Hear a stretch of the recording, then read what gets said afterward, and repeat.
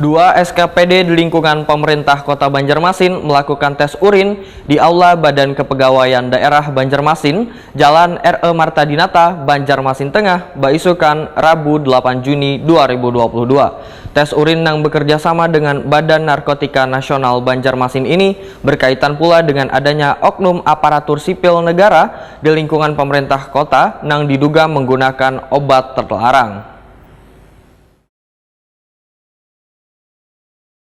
Dua SKPD di lingkungan pemerintah Kota Banjarmasin melakukan tes urin di Aula Badan Kepegawaian Daerah Banjarmasin Jalan R.E. Martadinata, Banjarmasin Tengah, Besukan, Rabu 8 Juni 2022.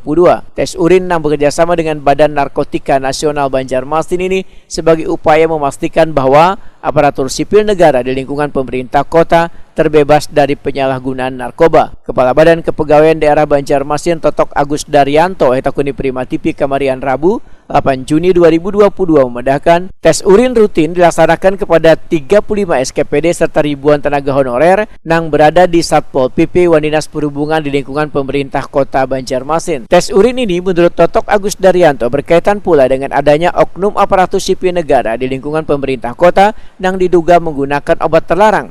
Hingga wahini oknum yang beraktivitas di salah satu kelurahan di Banjarmasin Selatan tersebut masih dalam proses penyelidikan oleh pihak kepolisian di Polresta Banjarmasin.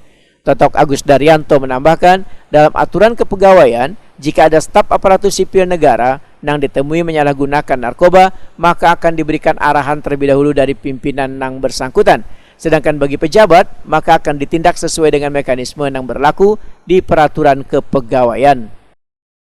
Ini rutin, jadi kerjasama Pemko dalam hal ini BKD dengan BNN, ya tujuannya ya untuk mengetahui apakah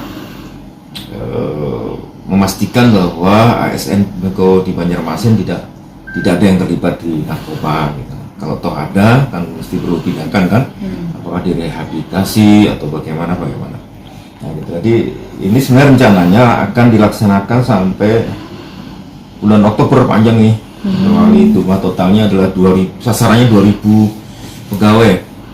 Ya, 2000 pegawai. Cuman kan bertahap tidak bisa langsung kan? Nggak bisa. Nah, yang sudah kita laksanakan 2 kali.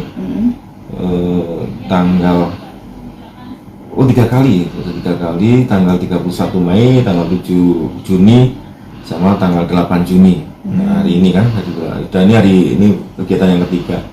Dari 1, 2, 3, 4, 5 4 SKPD yang lain belum, nanti akan bergilir.